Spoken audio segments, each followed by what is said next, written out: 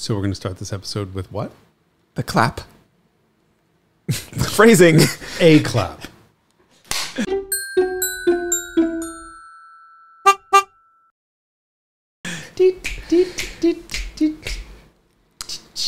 Okay. Now that we're back from the bumper, I have a confession to make. Share with us. I drove your car while you weren't here. Oh, no. You knew about this. I sent you photos. Don't pretend. Oh, yes. That's right. Sorry. Was that not compelling? That, how do I say this nicely? Fucking Lamborghini is a very stressful thing to be around. Yeah. Yeah. I just feel like it wants to die and it wants to take you with it at all times. I think that's a fair characterization. And you're out of town. It's for a photo shoot. I had to drive this car through evening rush hour traffic to a place I wasn't familiar with, and then of course the headlights are like a smushed glowworms squeezed on the front of the car. How do you deal with that thing? Yeah, I know. I spent a great deal of time in it yesterday in front of the camera for the rest of the same video shoot last night, and it was stressful, especially when you have to move the car swiftly.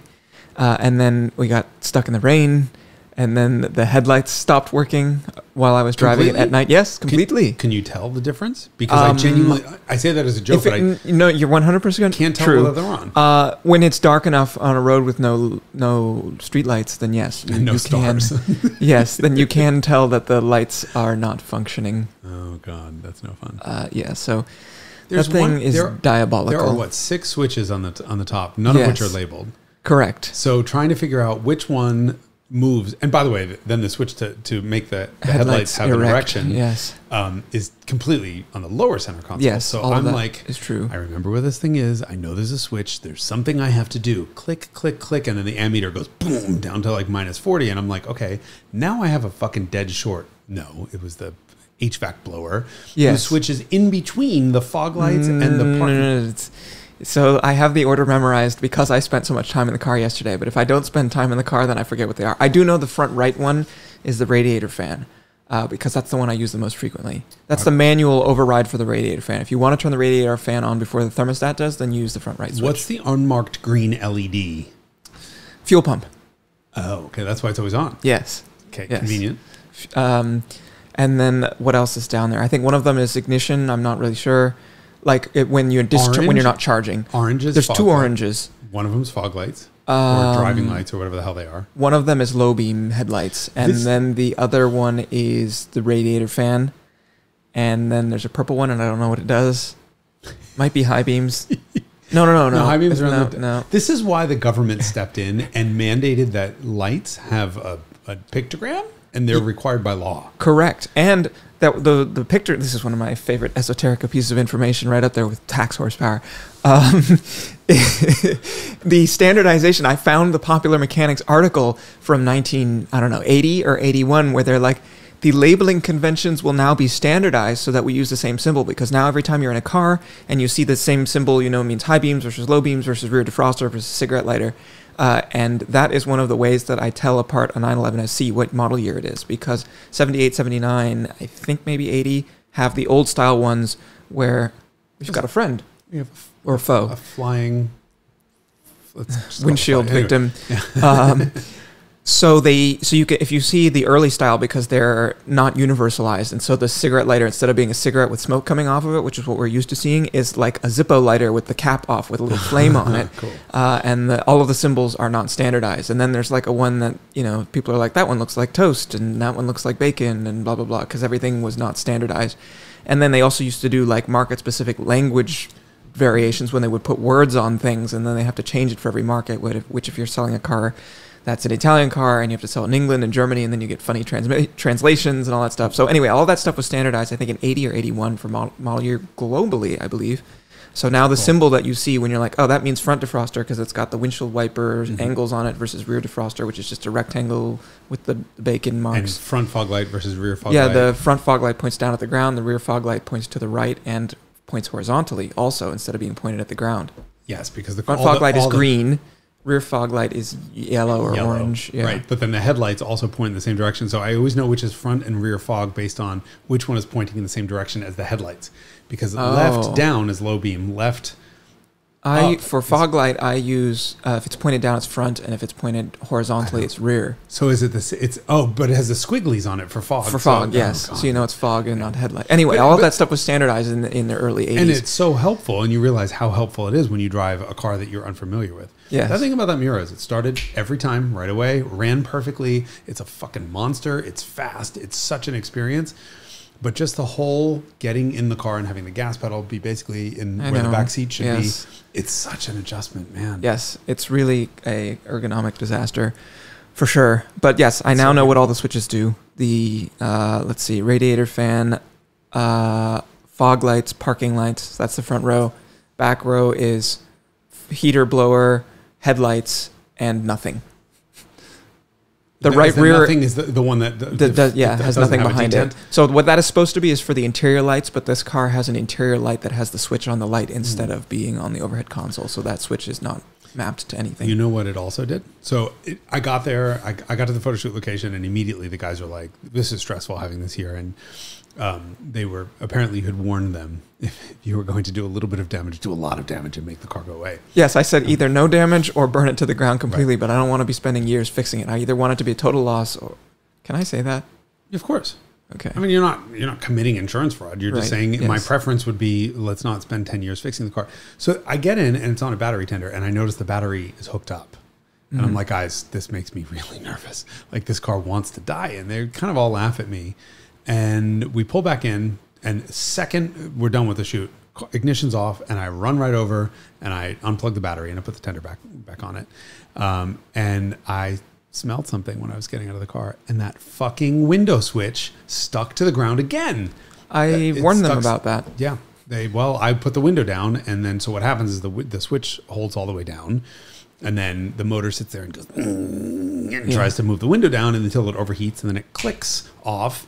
And then until the fire is a thermocouple, until the fire basically, or the smoke extinguishes itself. And then as soon as it gets cool enough, it turns back on again. And it must have been doing that for, I don't know, maybe 30 seconds because I just rolled down the window. And I thought, this is another one of those times, like when it was parked at my house, where it tried to burn itself to the ground.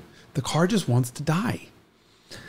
I mean, yeah, and that's before you get to the 4 fires that it had over the decades. Oh, God, yeah. I'm very stressful. But anyway, you were pleasantly out of town while I had to experience your fireball. Yeah. I mean, I spent a bunch of time with it yesterday, and I did some fast over-the-road stuff, which always is a little bit sketchy. But it's a good car. It rained. Yeah, I don't think I want to drive that car in the rain. In fact, I can't believe the wipers worked. Funny story about the wipers. While I was using them yesterday, one of them just popped off and was like on top of the cowl. And we're like, oh, here's the wiper. Did it add scratches to the... I don't know. I didn't look. We popped it back on and went on our merry way. And then the headlight stopped working. Anyway. It is a very high-value experience. Otherwise known as a high-maintenance experience. Yes. High value for the mechanic. Right, exactly. I did see a bill on the passenger seat for quite a large amount of money for a starter replacement or something. Yes. Ladies and gentlemen, do not buy a Miura unless you're willing to empty bank spend accounts. a Miata NA on it every so often. And so often being weekly. All right, so it takes longer than that to fix it, so you can't generate bills at that high rate, fortunately. For every 6 hours of driving, it requires 6 weeks of servicing. That's right. And one Miata NA's value of repairs. That's not even an exaggeration. Right, but I know. All this to say that I was out of town. Yes. Doing what? I went to the, oh God, I have to get the full name right. This is one of the Broadmoor International Pikes Peak Hill Climb. I may have totally butchered that. All of those words are present in the name. That's like saying... Pikes Peak. What was the original name for the Cannonball Run? It was the the Baker Sea to Shining Sea Memorial Trophy or something like that. You can just say Cannonball, and you could also just say, I went to Pikes. Yes, I went to Pikes Peak. Okay. Yeah, so I went to Pikes Peak. Well, I believe in the media pack they said use the correct name when you're talking about the thing. I mean, I think that matters more when you're in print. Yeah. Anyway, No one Broadmoor is in there. Broadmoor's in there. It is a hotel that was owned by the same person who owned the railway that went up to the top. There's a train that goes all the way to the very top. Yeah. Wow. And they just spent like $100 million on it. It's very nice. So it's like a Miura oil change. No, it's Swiss. It works beautifully, which is exactly what you want for a rack railway. If you're going up a very steep grade, you would like a Swiss equipment to be taking you there because Swiss shit works and they know a thing or two about going up mountains. All that to say, Broadmoor was involved. There was a guy named Simmons involved. Simmons Beauty Rest. He made his fame in mattresses and then built a hotel and I think a train or something like that. I'm paraphrasing the history. I was reading Wikipedia. I always read Wikipedia anyway. About you do know that's not necessarily always true, right? Wikipedia. Mm-hmm. Yeah, but like, what kind of sick fuck would go in and sabotage the Wikipedia article about Pikes Peak? Had I known you were going to read it, me. Well, then good thing this is ex post facto. Demo. So I went to the hill climb. Okay. And observed climbing of hills. And I think I heard from other people. We haven't talked about this, which is kind of cool because I'm looking forward to hearing about this. But I heard there was weather. Yes, holy hell! So I was like, oh, it could be kind of cold, so I'll like bring a jacket and a hoodie and stuff like that. That proved to be wholly inadequate. I made notes while I was there, and this entire section of the notes is shit to bring that I didn't bring this time because it was so fucking cold. It was, down in Denver at a mere 5,000 feet. Right. It was like 75 or 80 degrees. Do we need to do this in Celsius? People can figure this out. It was 25 degrees Celsius. God, we're fucking nerds. And at the top, it was 40. Well, not at the top. Sorry. The whole thing starts at the mountain peak is 14,115. They increased it. No. I have this. I have a picture of my Corolla at the top of that. They changed it. 14,110. They changed it since then. I sincerely doubt that mountain is 5 feet higher than it used to be. It is. I read about this on Wikipedia. The mountain is taller. They changed the sign. The sign up there now says 14,115. Get out. Yes, because it's taller. When I went there in 1998, was it actually 14,110? Or was it somewhere in between 14,110 and 115, like 14,112 and a half? I don't know. Maybe they rounded to the nearest 110 feet. Did the mountain rise? Yes. Oh. Due to seismic activities. 5 feet. Well, I mean, if it was 14,112 and now it's 14,113, that's an increase of 1 feet, but you round it to the nearest 5 feet. Anyway, the sign now says 115. Okay. So that's the summit, and it starts at like 11 or something like that, 1,000 feet. So it does quite a bit of climbing in, 9 miles or whatever it is.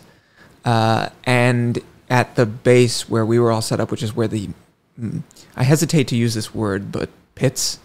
I mean, it was effectively a paddock, but it's quite small. The whole thing is very compact. For how much space this event occupies in the mind of an enthusiast, it is really very compact and like kind of grassroots, like sort of low rent. It's not like going to basically Monaco anything. Yeah, it's not like going to Monaco. It's not like going to the Monterey Historics. It's not like going to most events that have that much. Is it just by headspace? By confinement of the space? I mean, it's one road. Yeah, effectively, yeah. And just not that many people participate in it. And so, yeah, it was really compact.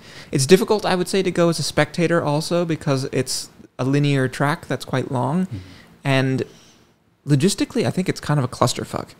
That's your third F-bomb of this episode the fact that you're counting. And also that I might be winning. Oh, you're winning. I think I said... Fucking nerds. That doesn't count because I just quoted myself. I'm at 2. Go on. Linear track, long distance. And so the only way to get up there is on the road that the race is run on. And so at 5 in the morning, they shut that road down, which means if you want to be up there to see anything, anywhere, you have to be in position before 5, which means that everybody is out there. We left the hotel at 2:30 in the morning. And sat in like 2 hours of traffic. Oh my God. Which was just miserable. I'm sure. I was there with Mobile One. Mobile One brought me out because Mobile One is now interested for some reason in sponsoring this bullshit. For some reason. I'm not going to fight you on calling this bullshit, but for some reason it's because we're the best. We were the number 4 podcast in America by the time we were on our 5th or 7th episode here. Automotive. Yes. Details. Is there another category? Details. No, nothing else. Okay. So I went with a Mobile One team, and they fortunately had professional drivers that brought us up in Suburbans. At speed? No, we were sitting in much traffic. But just having someone whose job it was to ensure our safe arrival was really helpful, having left at 2:30 in the morning. And they were all, the Mobile One team was all running around doing marketing and engineering stuff. So they were all sort of at their wits' end, especially because the Hoonigan car that they were up there supporting, among others, blew up. So they had a stressful week. And it blew up before quali, right? Yeah, it blew up before I got there. So, yeah. So that's your plausible deniability. That's right. I wasn't even in the state when it happened.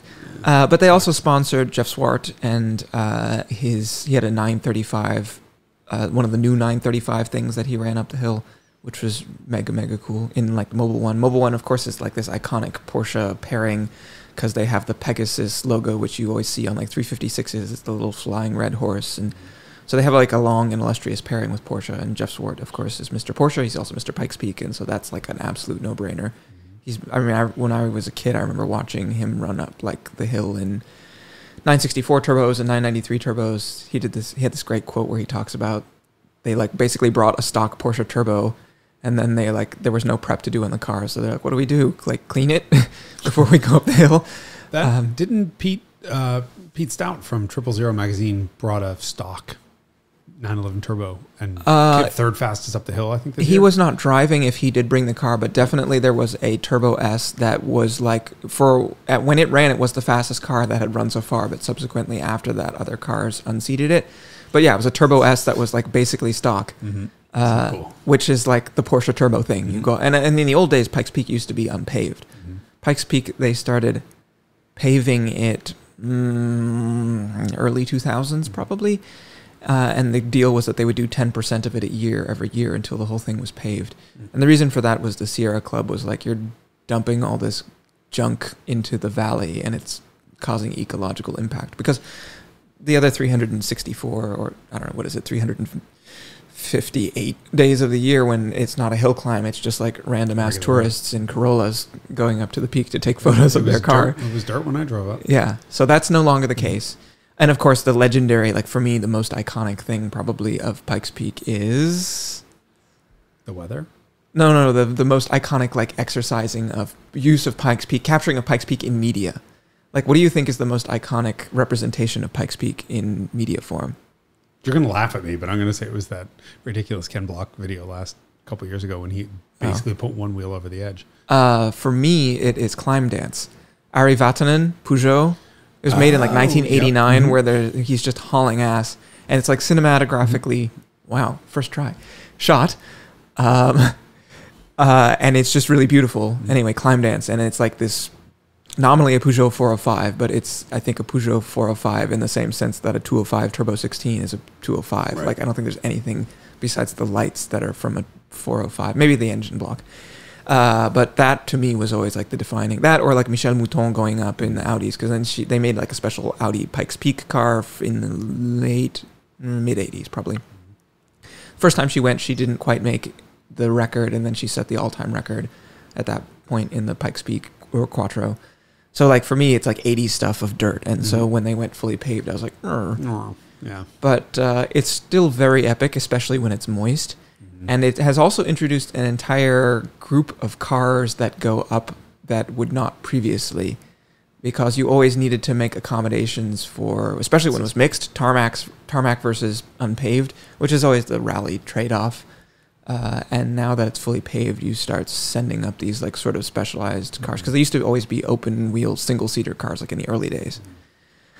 So that was all very interesting to see. But yeah, all that to say that I froze my ass off and made a long list of things that I should bring, including long underwear. You go back? My life was saved by pot hand warmers that I got from one of the Mobile One guys. So this is summer. It's I know July. it was quite literally the like end of June, and it was 40 degrees at 11,000 feet. And when I rode the train the day before to the top, it was like, I was probably in the 30s, like maybe low 30s. I went there the one time I was there was in August, and it was 90s at the bottom of the hill, and it snowed and hailed when we got to the top. And we got stuck there for an hour. Oh, and then, due to weather. Due to weather, and then had to basically slid the whole way down the hill. It was horrifying and genuinely scary. Wow. Also cool because I survived it. But I've heard plenty of stories of, my Anthony, my director, he was up there once, and they all got stuck in the building for the visitor hours. center, yes, due to a massive freak storm at some innocuous seeming time of year. Yeah, and somebody got struck by lightning. It's just I hate when that happens. Yeah, it's so annoying. I try to leave my blasphemies for when I'm not standing in. God, we have a recurring trope of talking about getting struck by lightning. Well, look at us. 2 episodes ago, I think we did that. What? That was not the Integra. Oh, did you say that you had driven some exciting Honda products? I did, but I want to hear more about your Pikes Peak. I did. Oh, okay, fine. This is pretty quick. I did finally drive the Civic Si. So I think it was last. We only had to wait 2 episodes. Yeah, 2 episodes ago. Or 1 episode. Whatever. I don't know. Whatever. Whenever this comes out. At some point in the last couple of weeks, I drove back to back an Integra A-Spec manual, and I finally got in Civic Type R. Civic Si. Mm-hmm. And those are functionally the same car, same engine, same powertrain, same right. diffs, And you were lamenting the fact that one cost so much more than the other one because you weren't getting much more in exchange. Right. And you were very enthusiastic to drive the Si. But it's really an interesting exercise because the way I feel about the Integra is a great car, but an unbuyable product. I think I said that in the episode, right? SI really proves this. It's very interesting because I would actually, on balance, definitely, without question, choose the Acura. So the Acura's interior is nicer. It doesn't look quite as aesthetically pleasing to me, but the materials are nicer and the overall presentation is nicer. And my favorite thing about the Integra was the ridiculous throttle calibration. The engine mounts felt stiffer. I have a bunch of emails that I have yet to send to Honda to ask about this, but it almost seems like the engine mounts are stiffer in the Acura. So you have more presence of the motor and more snappiness and more character and texture. Right. And definitely throttle calibration mapping is different, where the Civic is a little bit lazier. Which was a previous complaint about the last generation SI. With some rev hang, just not as interactive as the Integra was. Ultimately, it's the same car, but I actually really liked the Integra better. I just don't know if it's really worth $7,000. But what I realized was when I was looking through the Civic SI's material, I was looking, they have like 20, 30 slide presentation, and they mentioned about 75 times that this, like every other SI, is only available in a manual transmission. So like SI brand available with manual transmission only for the last 30 years. And I realized what happened. They did the Integra with the CVT because they weren't willing to do a Civic SI with the CVT. So they have a new trim level called the EX Turbo that sort of takes over that. But I think the real reason that Honda chose to do the Integra was so that they could have a CVT and capture those buyers. And that explains why the Civic SI, that's why it's so much cheaper, and the CVT Integra are the same price or close to the same price. God, if you're not those cars are not normally sold side by side, and like some dealers sell Honda and Acura. I don't think so. I think they're all separate. So that's odd because if you have someone who's like, I really like this car, but I don't know what the left pedal is and I'm not interested in using it, then you're like, oh yes, we have to send you to this other dealer. Hey, at least it's a sale. The part of it that's so unusual is that they're sacrificing the success of one of the potential products so that they can have the other. I mean, the way I see it is, well, to preserve the purity of the brand, which is weird and admirable. It's admirable, except that it's, look, GTI gained a DSG in Mark V and didn't hurt the reputation of that car. And well, DSG that's because it's not a CVT. Right. I mean, that's what it comes down to. If that was a dual clutch, then I think they could have gotten away with it. Correct, yes. But, WRX did this last generation. They added a CVT and no one noticed. Thank God. No one bought it, which is really more important. But I just thought that was so interesting when I started realizing them. Like, oh my God, this is what they're doing. They did the Integra solely so that they can sell a Civic Si with a CVT to get those additional sales. But then why did they make a manual? I mean, yeah, because the Integra had to make a manual Integra, but that's the sacrificial lamb. To do it. Just they contented it in a way or something, or equipped it in a way that made it more expensive, so that there was differentiation between the Integra and the SI. Okay, but you said you liked the Integra more, but maybe not $7,000 more. But what did you like better besides the throttle calibration and the presence of the motor in the car? Honestly, the shifter felt better. This is the weird part: is that I'm talking about such subtle differences, like the motor mounts and the throttle calibration and the shifter feel. I don't know if those are different parts. It could be just a variation between two Car to cars. car. But the shifter in the Integra was definitely better than the shifter in the SI. Was the SI like a hardly ridden press Other way car? around. The Integra had 5,000 miles on it. The Civic only had like 800. So it just could be that it will get better. The Integra has a stability off button that turns it to sport mode, but it still lets you do huge burnouts and all kinds of other terrible things. Civic says stability fully off, but it's not. I mean, there's little weird subtle differences between the two cars, but the only huge substantive differences are, number one, the ELS sound system in the Integra is genuinely awesome, far better than I think it was Bose in the Civic, and the hatchback. I mean, there's a huge trunk. There's not a lot of back seat room in the Integra because the roof kind of slopes down, so there's not a lot of headroom, but much more usable cargo. But the Civic's better looking. So, that's a good time to be alive to have this conversation. I mean, not a bad choice to have. I would buy an Integra and try to get the price down to closer to Civic, and then I think it makes a great deal. So Mobile One brought you to... Wait. Honda product conclusion. Didn't you say you also drove a DC2 Type R Integra? My favorite sound effect. Yeah. Your favorite car too? No. That engine is berserk. So is it? It's very similar. Is it the same engine that you experienced in that Lotus? No, the Lotus was a K20A5, which is a 2-liter. This is a B18. Hold on, K20A, and this is a B18C5. So it's a earlier series engine. It's a 1.8 liter, 9,000 RPM limiter. All right. I'm going to have to put the insert here. This was acceleration run. Ready now.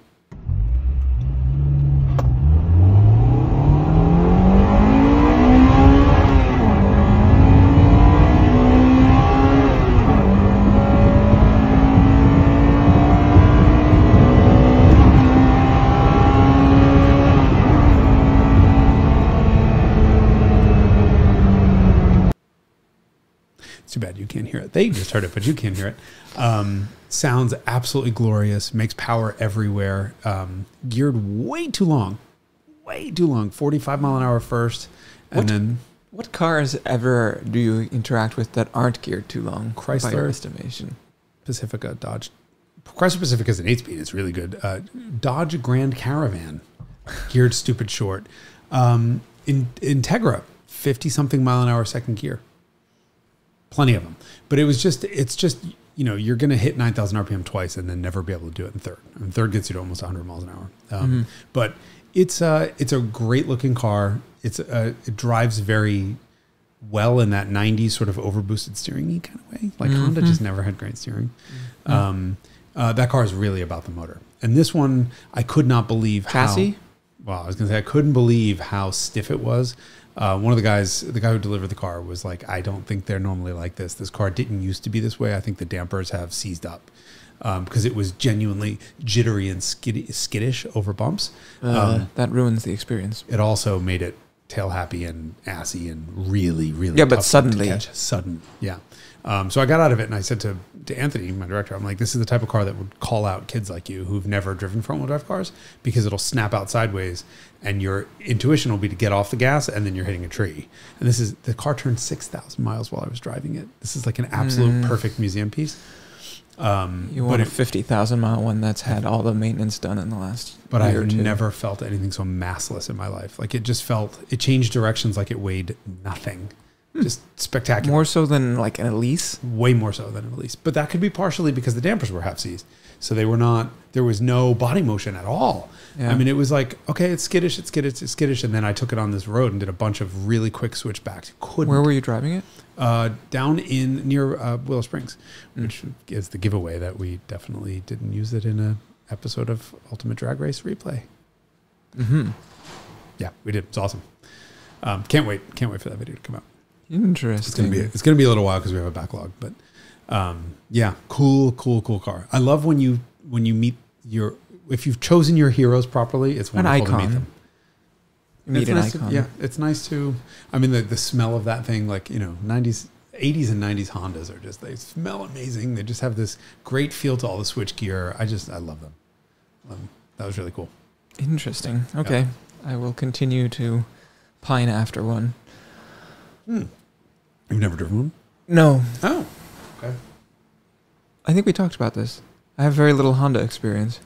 All right. Well, you should drive one. See, it only took me 25 years to drive one. You're next. Okay.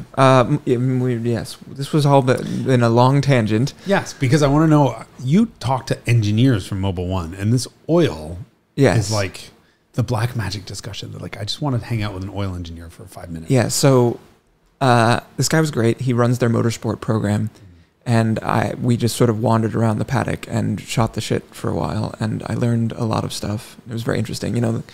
Let's see where to start. I learned, so previously he was in vehicle testing, and so he had some interesting stories about what they do to test cars. The first question, just hand the keys to me. So he was like, yeah, so we'll do basically the equivalent of running from Maine to Florida and back 3 times at 130 miles an hour while a quart and a half low. Oh. And I was like, wow. In what particular car? Just sort of anything? Like, just if they're, I don't know. This was like in the days when they were testing particular vehicles and stuff like that. Because people are always like, well, should I run this or that? And we're like, well, we got, they'll do dyno testing for hundreds of thousands of miles, 500,000 or 1 million miles of like simulated mileage accumulation rig. Or what was it? Mileage accumulation dyno, MAD.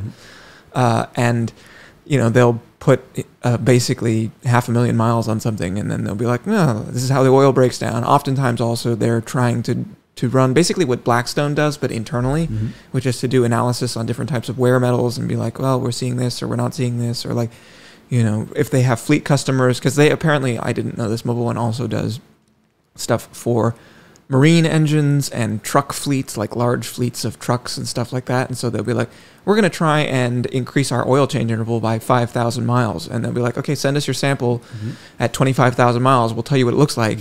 And then, everything seems fine.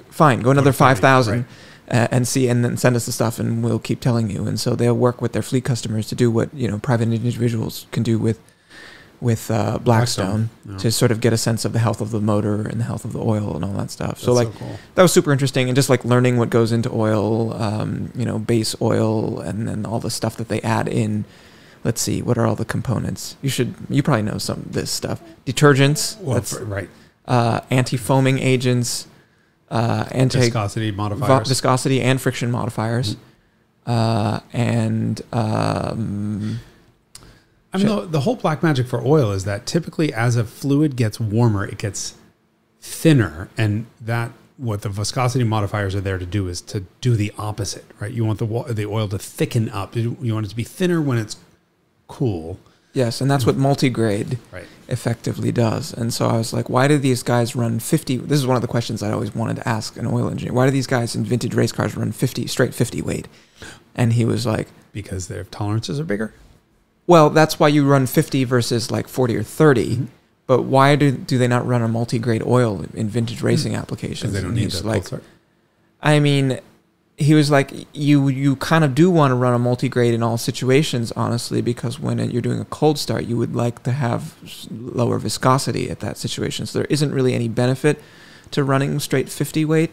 It's more a reflection of the narrow use case for a vehicle like that, which is that it's going to be run on a warmish day in a sort of prescribed fashion, and the oil is going to be changed relatively quickly. And so there's no real benefit to run straight 50 weight is effectively what I learned from that question. It's like just a sort of reflection of the fact that you don't need behavior that's different in different ambient temperatures, because you're not going to run it in a bunch of temperature ranges. So I think I don't think most of my friends know what the W and the two numbers mean, right? So you like a 15W50, which was the Mobile One that I was. Mobile One didn't take me to Colorado because I was too busy filming. But I've run Mobile One 15W50 in all my old cars for a long time because I wanted a 50 weight. Yes, and that is consistent with his recommendation. Right, good. Except now they have a 5W50, which I find harder to get. But the 5W50, so basically the number before the W is cold weather. And that I believe is tested at 0 C. so 32 degrees Fahrenheit. And that's how thick the oil is when cold at freezing temperature. And then the second number is how hot it is when warm, probably like 100 C. Don't quote me on these numbers, whatever, what the actual temperatures are. But I want as thin as possible to help with cranking and give as much protection as quickly as possible post-start. Yes. And then in my case, my older engines, thick enough that when they run very hot, they're not so thin that I start to lose oil pressure.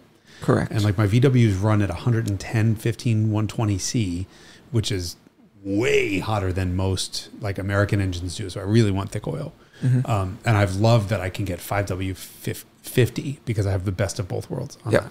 Yes. And old cars generally prefer a heavier weight oil because the tolerances are greater. And so you want basically a cushion of oil and other oil to be contacting each other instead of metal. And if the oil's too thin, it's not going to do that. Right. And it's so crazy to look at some of these new modern cars that are 0W20 or 0W, I think I saw 010 recently, which is crazy. It terrifies me. But they're doing it no, for I know that's efficiency, because, right? and metallurgically, like we now have the technology. I don't know if I buy that. Really? I think it's a compromise. Well, we do have the technology, but the question is, would one of those engines last longer with a 0W50, for example, or 0W40? And the answer is probably yes. But some engineer somewhere decided, well, it's good enough. It'll last 200,000 miles on 0W20. And that's all we needed to do. Plus, we'll get another mile per gallon out of it because thinner oil is easier to pump and therefore less losses. And so it's an efficiency benefit to running a thin oil, but it's a longevity benefit to running a thicker oil. And so it's a compromise. Like everything in cars is a compromise. But I'm not running 0W10 in anything. Yeah. Next is going to be 0W0. And by the way, those two numbers are not related. Like a 10W30 or 30W30, if there was such a thing, would actually have different viscosities. It's an index or something. For cold versus warm behavior. But it's pretty cool. I mean, you take a 15 or 2050 conventional oil and try to pour that out when it's 30 degrees, and it just comes up as like a toothpaste syrup. And you're like, how is that supposed to be pumped around the engine versus like a 0W synthetic, which just bloop, pour right out? It's a huge difference. Yeah. Yeah. Normally when I'm doing oil changes on my old cars, it's something that's 50 in the second position. So it's like I have to leave them all hanging out and draining so that they can all be empty because there's so much fluid left inside of the jug afterwards. Yeah. But so that was an illuminating topic of conversation. What else? I made some notes. I love the whole idea that I contacted a bunch of oil engineers years ago about warming up oil. And I called a bunch of big sort of names at big car companies, these guys who we worship, who make amazing cars. And I'm like, at what oil temperature do you start ragging on your cars? Oh, yes. The Mercedes engineers are just like, yeah, go for it. The Porsche was 40 C. Oh, really? Yeah. But the Porsche guys consider it fully warmed up at 40 Celsius. Excuse me. And then the GM guys were like, as soon as the gauge moves on the water temp, go for it. They don't give a shit. It's pretty amazing to see that. But then my big question was to an oil and a lubricity engineer was, how much better is oil at lubricating when it's cold versus warm? And the difference is actually not there. I never, and for the last 25 years, I won't rev a car out and I won't give it a lot of throttle until it hits 80 C. And every single engineer has told me I'm wasting all that time on warm up. As soon as there's a temperature in the oil, kind of go for it. You can sort of gradually get closer and closer to full throttle and redline. But once you're over 40, 50, 60 Celsius, the oil is warm enough. The question is, are the pistons fully expanded? Are the valves fully expanded? Because, a valve could get stuck in its seat. If a valve expands too quickly, it'll get stuck in the seat, or pistons can expand at different rates in the block. So you do kind of want to progressively warm things up. But I didn't realize that cold oil doesn't lubricate any less well than hot oil. Yeah, it's just, you're not harming it by being progressive. No, it's just a waste of time. I spend 3/4 of the miles that I drive in warm up. Seriously. And it's one of my favorite things about an electric car. I lay tire out of my driveway. Where the other cars, I start them, I let them run for 20 seconds as I close the garage door, and I just sort of gradually fade in until I have 80 C oil temp. I never went more than 1/3 throttle or 3,000 RPM, except for the Honda Beat, because then you wouldn't be anywhere. Wouldn't make it out down my driveway or down the hill that you live on top of. Fifth gear, 3,000 RPM is still 3 miles an hour. Yes, that is 100% correct. We talked about zinc. Did we talk about zinc? Sorry, the engineer and I talked about zinc, high zinc content. So that's I tend to put ZDDP additive in the older cars with flat tappets, as the Michiganders would say. Yeah, which is good practice. Okay. So functionally, zinc is intended to be sacrificial, effectively, instead of the metal of the engine. You're using the zinc to be in contact with other zinc. And this is in shear, right? This is one part smearing against another one? I think so, yes. And zinc content is now capped by manufacturers seeking to extend the length of service life of catalysts. Huh. And so that's why zinc content is now capped, I think, by OEMs. I think he said 800 parts per million. For any OEM recommended oil, it won't be more than 800. But their 1550, he was telling me, is not subject to that because it's not an OE specified oil in any OEM. Huh. So the 1550, he was saying, has more zinc content than that. He said I think it was like 14 or 1500 ppm zinc. What is the recommendation for like a flat tappet non-catalyst car? This is why I have to give you his business card. Yeah, I want to talk to this dude. But I think you want to be in the like mid 1000s probably. So at least. Yeah. So he was saying that, because it's not an OEM oil, we can put more zinc in that product. I bet 5W50 is the same thing. Yeah, I mean, I don't think any OEM is recommending a 50 weight. Not with fuel economy standards that we have now. Yeah. You want, I think how thick those oils are when they're cold. I know. And it's really alarming. That, and then you have to think about the size of the gaps inside of the motor that existing. There's pistons hanging around, slapping around, back and forth, bouncing off the walls of the cylinders. That's how I imagine it with those tolerances. Yeah, the old stuff for sure. Yes, for sure. I think there was a huge explosion outside. Well, July 5th. Leftover fireworks. Sorry if you guys hear any background noise. We have the windows open, and because Paolo, who is not in the room, is conspicuously absent today. Conspicuously COVID-y. Yes. Yeah. Let's see if there's anything else we want to highlight. Oh, I also asked about sort of racing applications versus commercial applications for oils and what they'll sell to consumers. That was very interesting also because philosophically, I think racing oil, he's like, think about racing oil like you would think about racing tires. High performance for a narrow band. Very specified use case. And then you're going to do an oil change immediately after the event, or you should, and you're going to run it in these very specific conditions. And the oil is optimized for that, and it's not optimized for stuff like fuel economy or cold startup or lasting 5,000 miles between oil changes or 15,000 miles between oil changes and all this stuff. And so he said, racing oil will perform very high at a very certain use case for a shorter period of time. And so that's kind of this. And I said, how much of trickle down? He said, absolutely, there's trickle down between the stuff we learned in competition. He said, also what we will do is bespoke blends for certain teams where teams will be like, this is like a thing for top fuel dragsters. I am absolutely mind boggled about top fuel dragsters. I watched a video on YouTube about top fuel dragsters and I was shocked by some of the stuff the motors do. Like they'll do the entire service life of a top fuel dragster engine between rebuilds is like 30 seconds of use, of which 4 seconds of that, 3 seconds of that is racing. And then there's like 30 seconds of warm up, then they do an oil change. So the engine gets an oil change every 30 seconds. And it, gets used once or twice.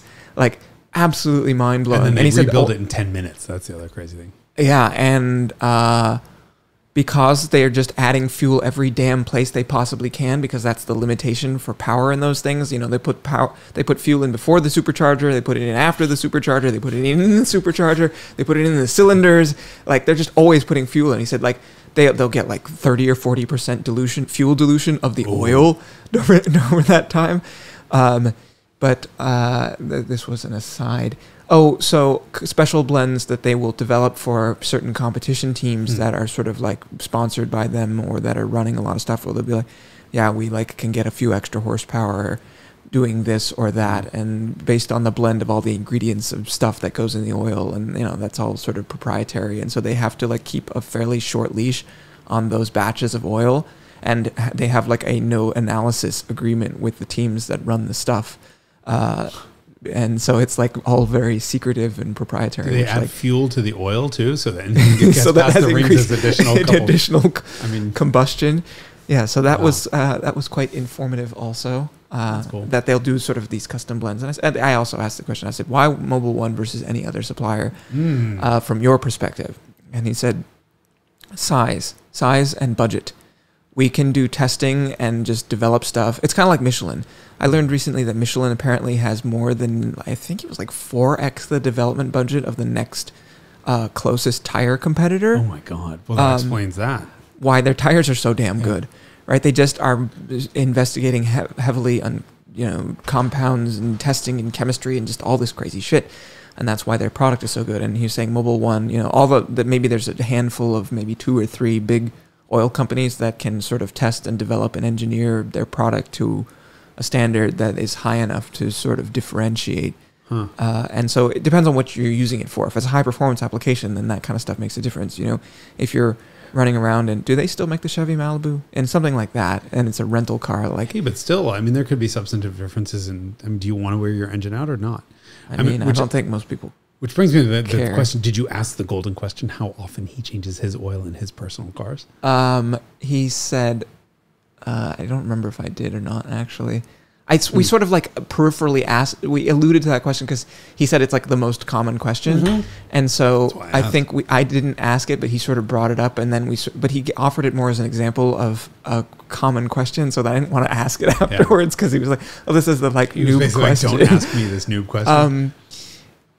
I think like sort of analysis was kind of the key, which is like you look at it regularly. The other thing he said is I was asking about like, should you really change it once a year or not? And he said like it depends on whether the car has been used or not. What you're concerned about is like contamination and like corrosion and moisture. If the car sits a lot, that's potentially quite problematic. But he also said that synthetic oils are generally pretty good and that the additive package, I guess is what they call, of all the stuff that they put in that's not the base oil, which accounts for, I think the base oil is 85% of the motor oil, and the rest of it is detergents and friction modifiers and quote unquote the additive package. Yes, all that stuff. There's like 5 or 6 different things that get added in different proportions that sort of differentiate the products from each other. Anyway, I think so. He was saying that like modern synthetic oils are fairly good about that kind of stuff generally. But yeah, if you have like moisture hanging out in your motor, that's like quite problematic. You definitely don't want moisture. Yeah, for example, I think people often do the wrong thing. They change the oil in the spring before they start driving the car, and that's always the wrong thing. You want to change it in the fall if before you store it, right? Because you don't want it that any water or gasoline or anything else in there that can act as a detergent, and then or as a corrosive agent inside the engine. Corrosive agent. Right. So you always do an oil change before you store the car, not before you start redriving it again, which is kind of counterintuitive. Yeah.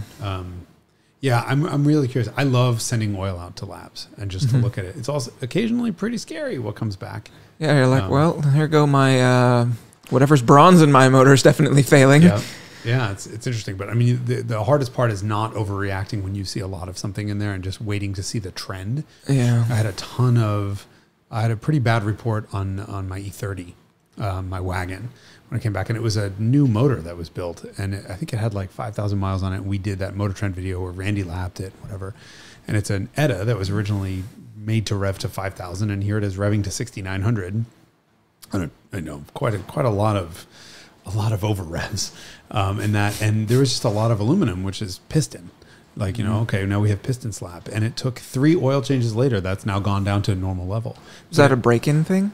I think it was just a track use thing on an engine that was never designed to spin that high. And my guess is that if we pulled the pistons out, you'd see probably some scoring on the cylinder walls or some scoring on the side of the pistons from just them rocking, from not having been designed to rev that high. And it just took a couple oil changes to get all the residual crap out of there. But at least you're not incrementally wearing it any beyond that one day of use. Yeah, I was scared shitless when I saw it. I mean, I'm not nice to that engine. It's an M20. They last kind of forever. But I was like, oh, maybe I should be nice. But no, it's fine. Even all the rallies and stuff that we've done since, it's all fine. It's just not extended 6,000 to 70,000 RPM track use. Track use is brutal. Yeah. The other thing that I sort of interpreted was that not a bad idea to do a break-in oil change early in the car's life. Did he talk about not directly, But what I inferred from that is there's some environmental concerns about oil changing every damn car in the world at 600 miles. And that if it were my car, I would probably still do it, which I did. Of course. Oh, for me too. I bought the GT3 new. Even my mom's car. I bought my mom a Golf. 100 miles. First oil change. 100? 100 miles first oil change. 1,000 mile second one. Oh. Those engines I don't believe are run on a dyno from the factory before they're started. Or not, they're not broken in. And so 100 miles, I dumped it. And I did not send it to Blackstone. But I've done that in the past where there is a huge amount of stuff in that oil after 100 miles. And any motor that I've ever built, 20 miles at the most. I mean, you kind of run it, do just a quick run, let it warm up, dump it, and then fresh oil. And of course, it's terrible for the environment. Obviously, I'm not dumping it down the drain. I'm recycling it. But it's still terrible for the environment. Yeah, if everyone were to do that, and if that were the manufacturer's recommendation, because it used to be. I mean, it used to be a 600-mile service, and like for motorcycles, for old Porsches, like the service book has the 600-mile little window where you're supposed to do an oil change. Yeah, 1,000 kilometers. And 620 miles. And so I did that with the GT3 because the GT3's first requested oil change is something absurdly long. Like maybe it was 15,000 or something like that. Yeah, no. And no. I mean, I did this for this reason, but also because I wanted the car's first oil change to be in Europe, and I did European delivery with the car, so I made a service appointment in Bologna so that I could get the stamp from the dealer in Italy because you're mega cool. Yeah. Yes. I am the coolest dude for sure. So yeah, so I think I will continue to do that if I ever buy a new car or build new motors is an early oil change. I mean, it's just such an easy thing to do to prevent. Think about the amount. I don't want that shit circulating around. Right. In theory, it should be captured by the oil filter. But the oil filter can only capture down to a certain size. Anything below the pores of the filter is going to be circulating around the engine. It just becomes sandpaper embedded in the oil. Yeah, it's a very cheap, inexpensive way to make sure that anything that's left in that casting, or if there's sand from blasting anything, is just get it out of there fast. Yep. And then do another change after that. But hopefully I won't be building any more motors anytime soon. Right. I mean, yes, undoubtedly. It's been a couple of years. I haven't built anything recently. Yeah. So let's see. So that was the oil conversation. Then the deal with the competition at Pikes Peak is effectively these guys just run up the hill as fast as they can. It was also like the weather was really poor, no visibility. I mean, these guys are turning out these insane times when you can't see shit and it's moist and cold, and they're on like competition tires, and like they have tire warmers on, but then you go out there and it's like 40 degrees ambient and wet. You're like, how much is that going to do? Like the whole thing gave me like the heebly-jeeblies. I was like, my God, I'm so glad I'm not these guys. Heebly-jeeblies? Heebly-jeebies. Yeah. I'm glad I'm not these guys up here trying to set these times. And like, you know, people have offs and stuff, but you've seen the situation with the topography up there, especially above the tree line where there's no trees to catch you if you leave the pavement. There's like pretty hairy. Yeah. It's really epic. Generally speaking, I think that type of competition, I had this sort of existential moment where I'm standing out there and it's freezing, and I got up at 2 a.m. and I'm like, what am I doing out here? What are these people doing out here who are driving up here doing this? It's like humans are just like, that seems hard. Let's do that. Mm-hmm. And we always do this. And I don't really know why humans do that. Like, why do we climb Mount Everest? Why did we go to the moon? Why did we go to the bottom of the Marianas Trench? Why did people decide that to do 24 hours of endurance racing at Le Mans? And I mean, this was the 100th running of Pikes Peak, and they started doing it in 1916, but they skipped a few years because of world wars. But you're just like, whose idea was this to like do this? Like, I just had this really like, what the fuck? And all these people are sitting here in ponchos, freezing in folding chairs. Like, there's just this like esprit de corps of humans doing shit where you're like, I don't get humans. Like, this is really cool. And I'm glad that it exists. And we have this tendency to see something that looks really, really hard and be like, I'm going to do that. So here's a question. That's a really good question. My question is, do you think without sponsorship and advertising possibilities these types of events would still happen. I mean, because it serves there'd be like Porsche, these, for example, well to say, we put somebody in, we put a bunch of stickers on a production car, send it up the hill, and it beat the shit out of everything. There's a huge marketing value of that. For sure. Without that, do you think people would still do it? Mm-hmm. It'd be like these random ass dudes with however many teeth they happen to have and whatever car they have, and just turning up and being like, yeah, we go up the hill as fast as we can every year. I mean, it's because we do. Like, right. Why would you not? Same reason, I think there's Virginia City Hill yeah. climb.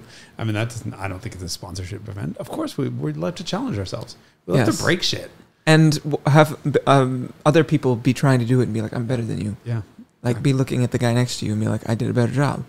There's just this, like, I don't know, human. And I think these are probably outliers. Like, the vast majority of people are like, I would like to be on my sofa having a beer. Right. And then there are these like weird humans who go to the Olympics, right? Or whatever it is, like a fringe extreme activity. The Olympics isn't usually killing people. I mean, something like Pikes Peak is a really genuinely dangerous thing. I mean, and it's like really gnarly. Like I rode the train to the top where it was 14,000 feet, and I was like, man, I'm fucking out of shape. Like, just the altitude was really getting to me, and like the drivers have like onboard oxygen and will be like breathing oxygen because it's. Like, you are really fucking out to lunch out there. Like, I was like confused, and then I came down and I had a headache the rest of the day, and I was like, God, I'm just a worthless piece of shit human. But it's like a really demanding environment. Yeah. And like atmospheric engines lose power tremendously because there's no air for them to breathe up there. And that's Corolla couldn't pull second gear. I had to go down into first. Matted 3,500, if I remember correctly, 3,500 RPM in first was all it would do up the hill by the time you got to the top. Yeah. And you think, oh, this car's fucking stupid, whatever, this stupid shit. And you got to stand up when you get out of the car and you're like, oh, I can't do that. Yeah, exactly. Like, it's really an intense environment. That was also this experience for sure highlighted the intensity of like the demands.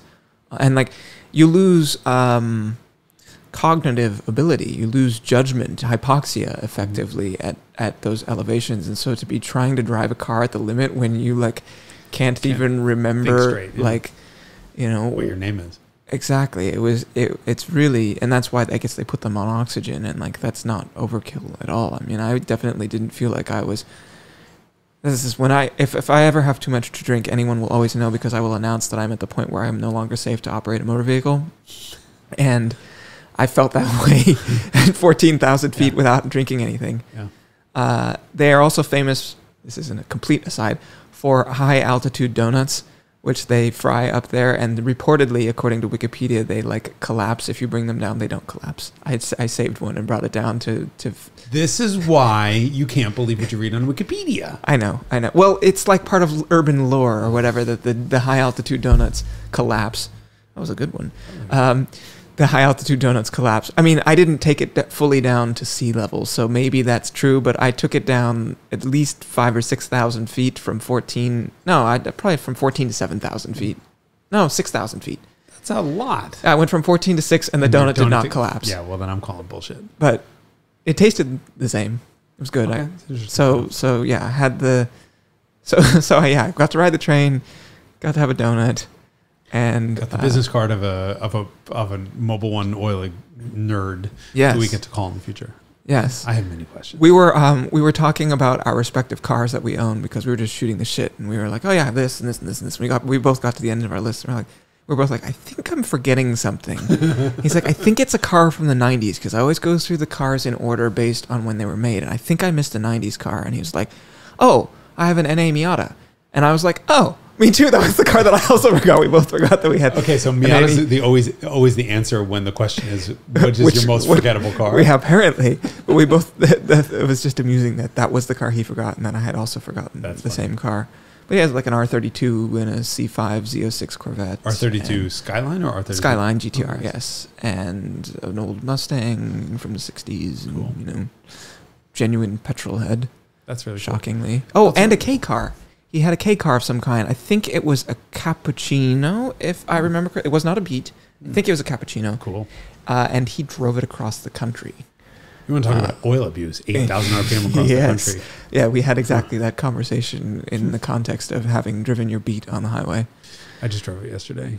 my God, I limited myself to 6,500 RPM in fifth. I'm like, I just feel too bad for it. That is such an absurd statement to say that I limited myself to 6,500 RPM in top gear. That's like the break-in instructions for the 991.2 GT3 are like, please do not exceed 7,000 RPM, right, which is higher than the red line of almost every car that I've owned. And they're like, during the break-in period, don't exceed 7,000. Yeah. So, right. Yes. Cool. Well, welcome back. I'm glad you survived the peak and the Pikes. And the freezing. And I'm glad that the Miura survived its hangout with you, or any hangout. Yeah. They were like, is there anybody you trust to drive this car? And I was like, yeah, Jason. Oh, I'm honored. Thank you. I mean, yeah, that car has a lot of accommodations, personal accommodations. It's got a long list of you must know this before you drive this Correct. car. But the good thing is startup and shutdown procedure. That's all just trying to stop it from incinerating itself. But the reality is that car just drives. Once it's running, and if you know where the fuel pump switches are and blah, blah, blah, blah, blah. Yes. And it starts up ice cold, didn't care. I turned it off cold and I was worried that it was going to flood. Didn't care. Yeah. It was great. And easy clutch. Mm-hmm. It doesn't carburate that well. You have to be very sensitive about how you apply throttle in that car. Steering is really light and easy. It's got nice steering. Yeah. Just, you're going to chop your fingers off in the louvers when you close the door if you're not holding them in the right spot. The car's going to light itself on fire with a gas fire and an electrical fire. Yes. And you can't find the lights. And even when you do turn them on, you can't see them. And then, God forbid it had rained. I don't even know what I would have done. And the wiper sort of just liberated itself while we were using it. And, also it doesn't cover in front of you when you're driving. So in order to see through the area that is cleared by the wiper, you have to go like this. But it's so... You need the fire extinguisher instructions also. That's an important part of the pre-flight, is to make sure that the fire extinguisher is in its ready-to-use configuration. God. Can you just fuel inject that thing car, please? I think it would be pretty good. It'd be pretty amazing. The other thing that I've always wanted to do is put PMOs on it, because I've heard that PMOs, and certainly then when I've driven PMO started as Porsche mail order, and they made like rebuild parts for Weber carburetors that Porsches use. And Porsches, when the early 911Ss would have the 2 banks of 6 cylinders, and so they had 2 triple throat carburetors, one for each bank. And they started making parts, and then eventually sort of like improved parts for rebuilding those Webers. It'll be like early 911Ss and like 911Ts from the late 60s and all that.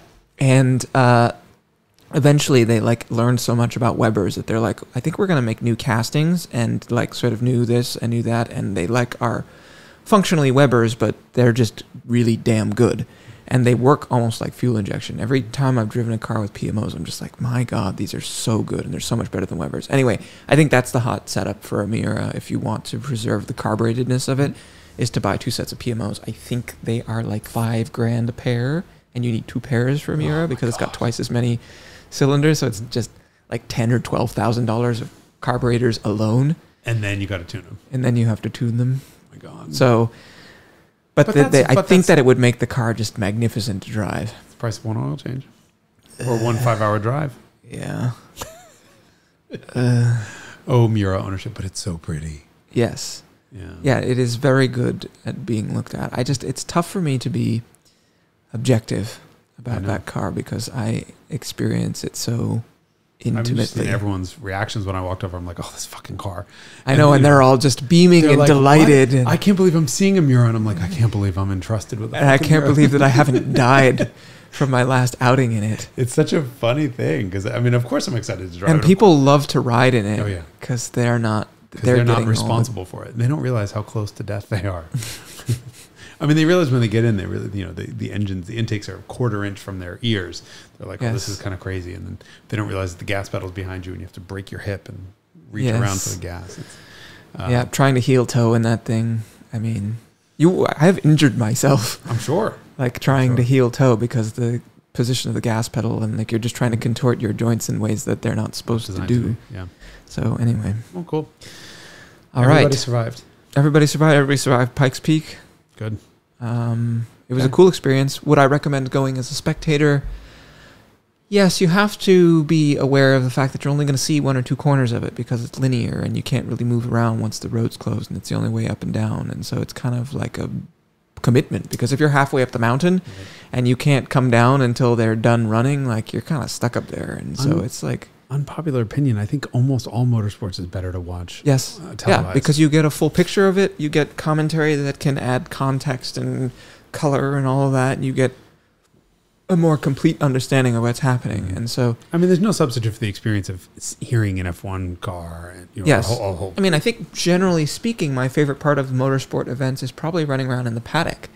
And you get to see the cars getting used and set up, and you get to watch the crews when they have to do to get them, and get to see them running around very purposefully, you know, when something goes wrong, heaven forbid, and, you know, see how the drivers interact with them, and just get to intimately see what the vehicle is truly like up close, because on TV it looks very perfect. And of course there's a lot of like the Miura, there's a lot of stuff that you have to do to sort of accommodate and prepare and all that stuff. And so it's cool to get to see that stuff. But in terms of actually seeing the competition, it's better to, and so that was one of the things on my list of things to bring is an old-fashioned radio, because then there's some frequency that they broadcast the commentary on. And so if you're not in range of the PA, which invariably if you're somewhere up the mountain, you're not going to be in range of that stuff. So you bring a radio up and they'll broadcast the commentary, and then you get to hear, you know, it's like watching it on TV effectively, via the MC. So radio, long underwear, hat, hand warmers, gloves.